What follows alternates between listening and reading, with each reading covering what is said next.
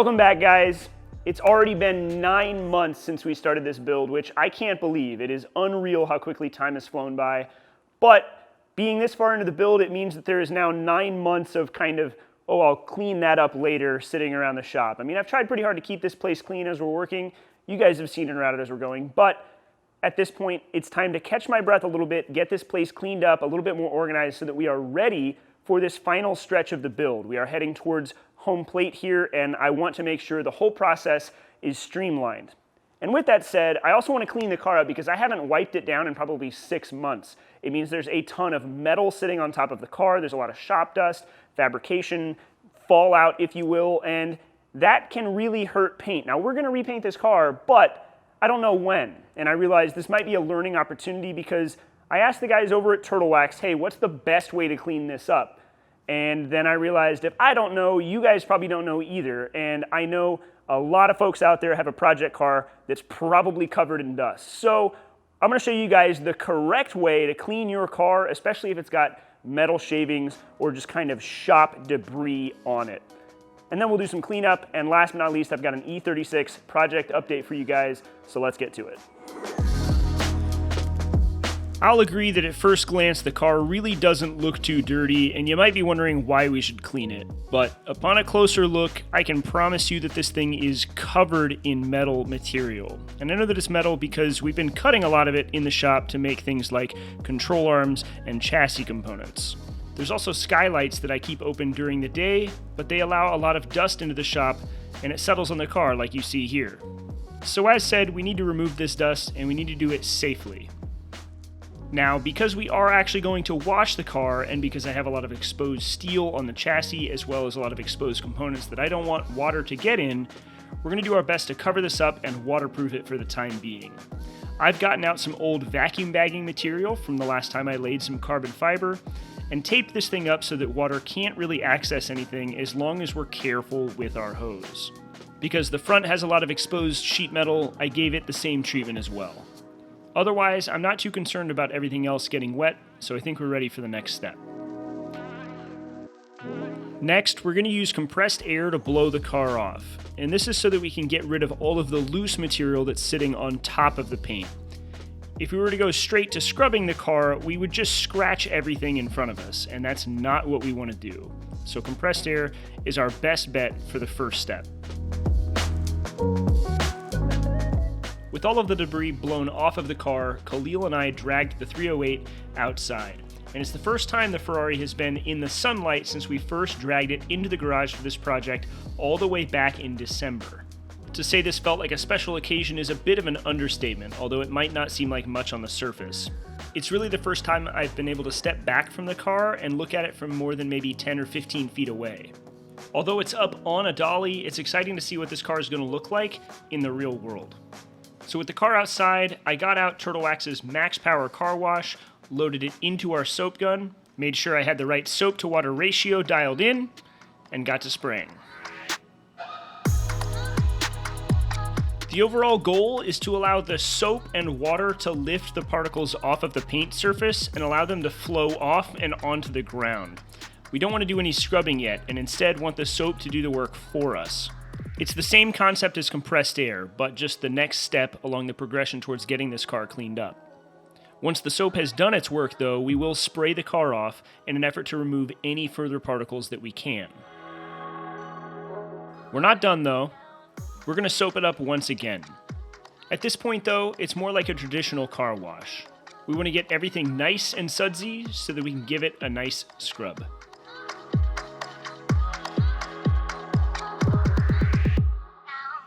It's important to make sure that your mitt is nice and soapy so that you're not doing any unnecessary damage just in case you do catch any remaining particles on the surface. But you should be good to go at this point.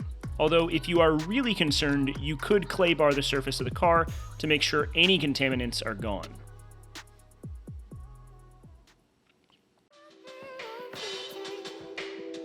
Now, we get to take a look at our hard work. The Ferrari looks absolutely stunning. And to say that I'm pleased is an understatement.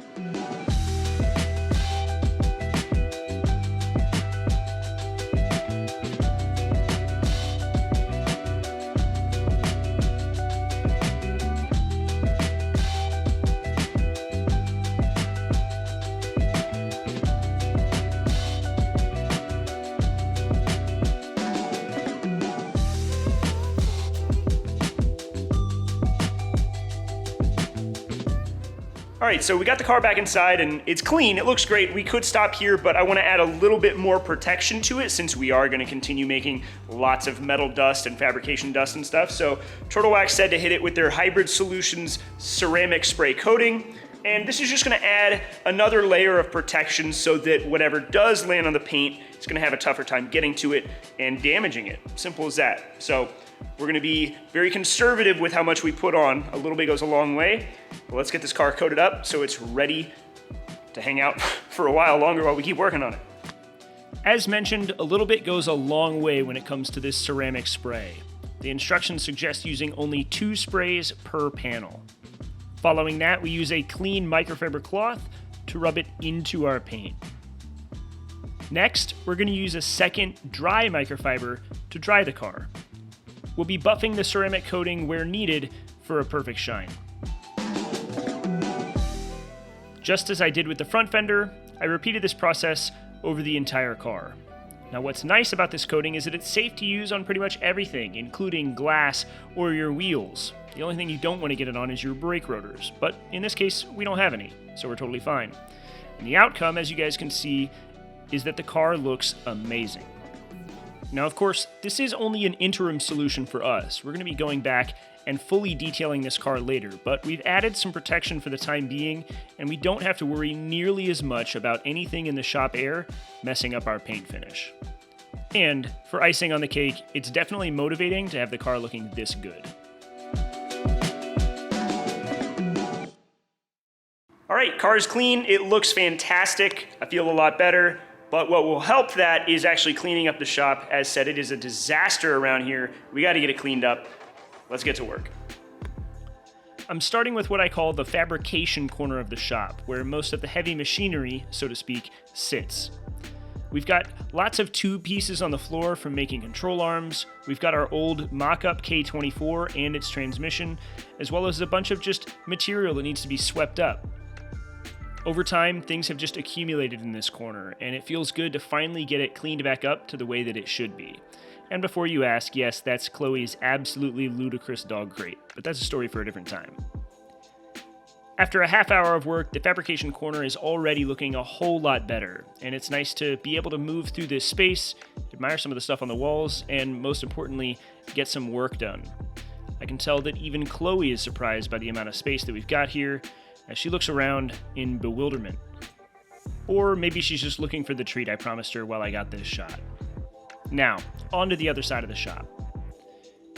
Clearly, it's just as big of a mess over here, but there's even less of an excuse for it. I've just allowed stuff to pile up on the floor, on top of the Model A, and on top of every horizontal surface you can possibly imagine. While putting stuff away does really make a big difference in terms of a space's cleanliness, it's also surprising what kind of a difference just sweeping an area up can make. I'm always blown away after I've given an area a thorough cleaning because it makes such a difference to have a clean shop floor. And after another half hour, things are looking really good over in this corner too. And I'm pretty stoked on the new 20-foot wide wall hanging of a DTM car. It's hard to have cooler wall art than that. Now, last on our list is I promised an update on the E36. Last weekend, my buddies John and Dan decided they were tired of looking at this thing up on the lift, so they dove in head first and went on and welded in all of the subframe reinforcements, getting this thing one step closer to completion, and all that's left is reassembly. Honestly, guys, I feel a lot better now that this place is cleaned up, and I'm guessing it probably doesn't feel like progress on the car for an episode like this, but trust me when I say that cleanup around the shop and cleaning your car up is definitely worthwhile. Now that this place is cleaned up, there's not a mess all over the floor, everything's put away, we're gonna make better, stronger, faster progress to get this build complete. Now, I'm hopeful that you guys learned something from this episode because I figured if I don't know how to clean a car like this, then you guys might not either. But thankfully, Turtle Wax stepped up, sponsored this episode, and gave us the answers so that we can all have cleaner cars at the end of our projects. I've still got some cleanup to do. There's some stuff on the workbench, there's some stuff on the toolbox, so I'm gonna get back to it. But I will catch you guys on Tuesday. Thank you as always for the support.